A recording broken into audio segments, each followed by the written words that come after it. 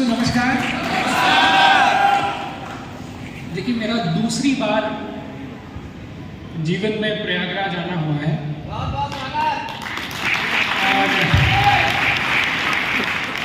पहली बार भी मैं माई लाइफ के प्रोग्राम में आया था और आज भी दूसरी बार भी मेरा जो सौभाग्य है वो माई लाइफ के प्रोग्राम की वजह से इस धरती पे आना हुआ है। और मुझे ऐसा कहा गया था कि जब आप यहाँ पे आएंगे तो बहुत ही कमाल के, बहुत ही एक्साइटेड, बहुत ही ज़बरदस्त आप लोगों का स्वागत होगा जब यहाँ पे आप आएंगे। ऐसा मुझे कहा गया था जब मैं कल परसों जब यहाँ के लिए ट्रैवल कर रहा हूँ।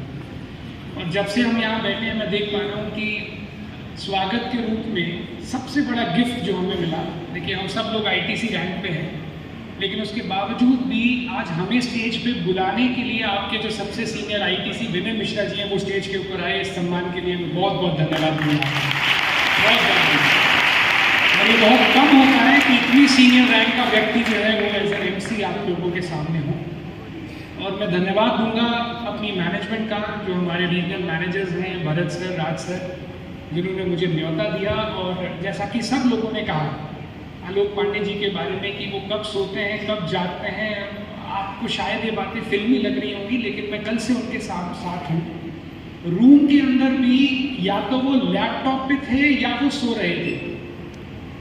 रिपीट कर रहा हूँ, या तो वो लैपटॉप पे थे मतलब कुछ ना कुछ काम कर रहे थे, या रात के 11:30-12 बजे तो वो सोए, सुबह फिर उठे और सबसे पहले इस हॉल के अंदर भी पहुंचने वाले व्यक्ति वही थे। मेरे ख्याल सच में यार मतलब अमेजिंग।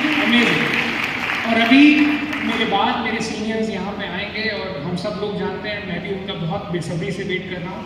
तो एक बार फिर से हम स्वागत करते हैं हमारे royal diamond sir, Dayalan sir का, जिनकी हम सब लोग यहाँ पे पूछे। जिन लोगों से पहली बार जीवन में मुलाकात हो रही है, सिर्फ एक चीज जानने के बाद उनका परिचय दूंगा। क्या यहाँ पे कुछ लोग ऐसे भी हैं जो मुझे जीवन में पहली बार देख रहे हैं? आज से पहले कभी नहीं देखा मुझे। ओह, मतलब मैं आपके सपने में भी कभी नहीं आया, मतलब ऐसा कुछ। अच्छा नहीं, अच्छा ओके, चलिए जिनसे पहली बार मुलाकात हो रही है अपना परिचय दे दूं। दोस्तों मेरा नाम गौरव मेहरा है, मैं दिल्ली का रहने वाला हूँ। पला बड़ा मैं दिल्ली में, मेरी पढ़ाई, मेरी लिखाई, मेरी एजुकेशन सब दिल्ली NCR से है। एक मध्यम वर्गीय परिवार को मैं बिलोंग करता हूँ। मेरे फादर रिटायर्ड है पंजाब नेशनल बैंक से और मेरे मदर हाउसवाइफ थे। हम 2 भाई हैं और हम एक जॉइंट फैमिली की प्रोडक्शन है। तो मेरी पूरी फैमिली ने बचपन से एक ही चीज़ सुन के मैं बड़ा हुआ। हो सकता है आपके परिवार में भी ऐसा ही कहते हो कि बेटा अच्छी पढ़ाई करो, अच्छे नंबर लाओ, अच्छे कॉलेज में एडमिशन मिल जाए, फिर उसमें अच्छी पढ़ाई करो, अच्छे नंबर लाओ ताकि अच्छी नौकरी मिल जाए। आप भी अपने बच्चों को ऐसा ही कुछ सिखा रहे हैं क्या? तो मेरे साथ भी कुछ ऐसा ही था। मुझे यही सुन के मैं बड़ा हुआ और मुझे लगा जीवन की सारे सपने पूरे करने का एक ही तरीका है कि अच्छी नौकरी मिल जाए। तो मैंने जितनी मेरी क्षमता थी मैंने पढ़ाई की। मैंने अपना कंप्यूटर इंजीनियरिंग किया गाजियाबाद से, फिर अपना MBA किया MIT बिजनेस स्कूल नोएडा से, और MBA करने के बाद मेरी कैंपस प्लेसमेंट हो गई TVS मोटर कंपनी में, जहां बतौर टेरिटरी मैनेजर में कार्यरत था। चंडीगढ़ मेरी पोस्टिंग हो गई और मुझे चंडीगढ़, हिमाचल प्रदेश और 1/3 पंजाब, इन 3 राज्यों का डीलर चैनल संभालने का कार्यभार कंपनी की ओर से सौंपा गया। 6.5 लाख रुपए का मेरा सालाना पैकेज था जो मुझे TVS में मिला, और एक अच्छा लाइफ, एक अच्छी बिगनिंग जो हर बच्चा 24 साल की उम्र में अपने लिए सपना देखता है, वो सब मेरे पेरेंट्स के आशीर्वाद से एक शॉट में ही पूरा हो गया।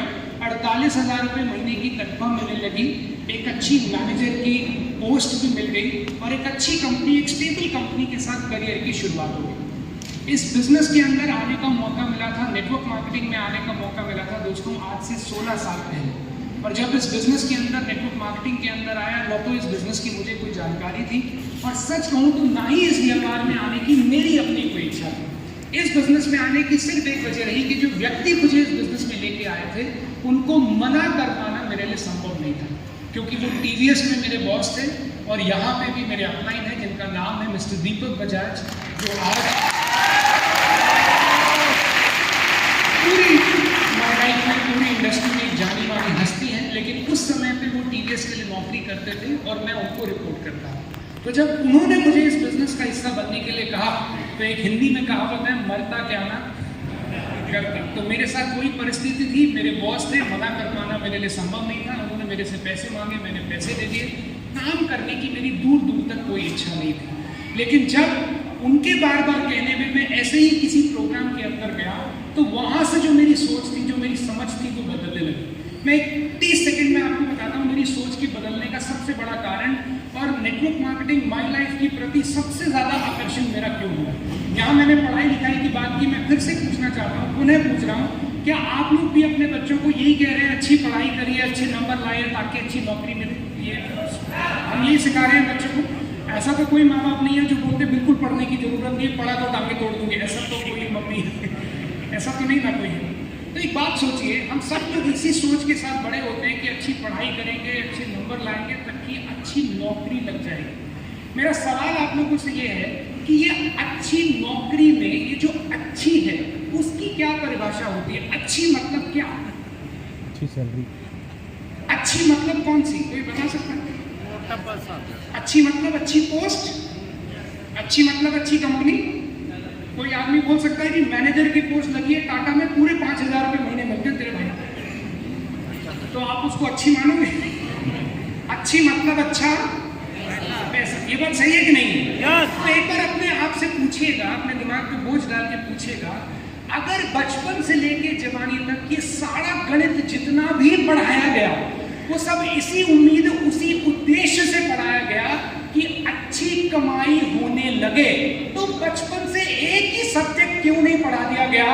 लाख रुपए महीना कैसे कमाया जाता है।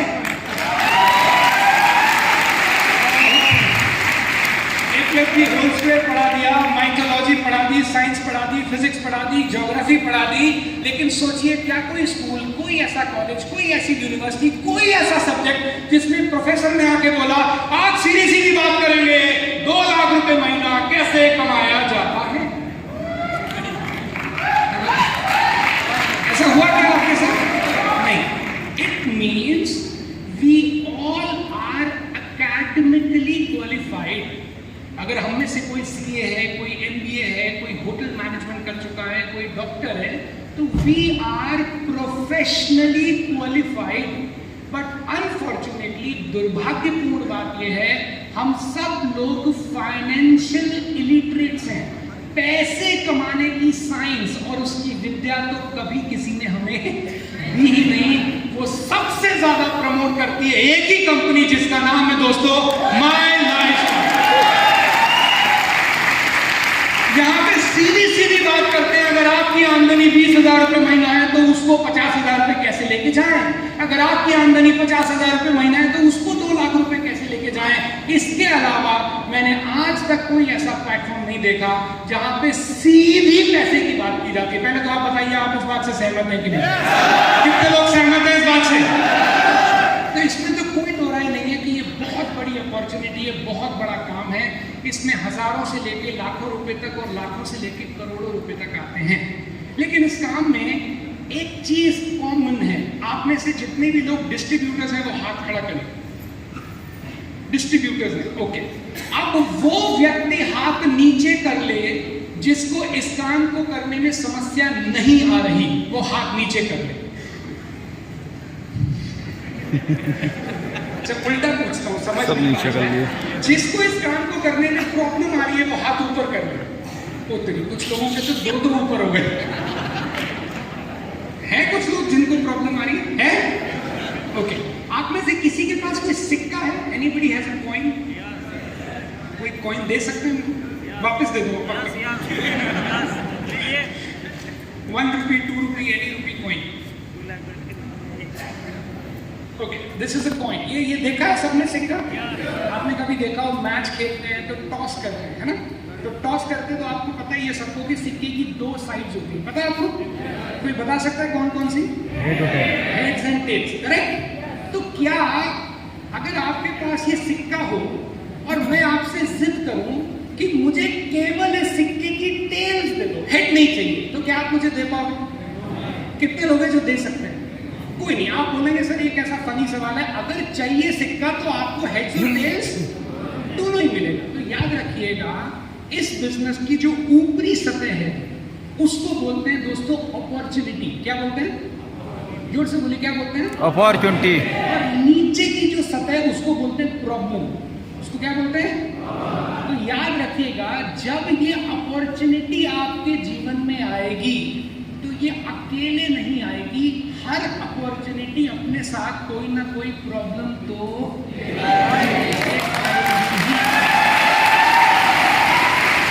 लेकिन इसमें जो गौर करने लायक बात है, जो लीडर समझ सकते हैं, अगर जीवन में इस काम में आपको कोई भी समस्या और प्रॉब्लम आएगी तो वो भी अकेले नहीं आएगी, वो भी आगे बढ़ने की अपॉर्चुनिटी अपने साथ ही लेकर आएगी।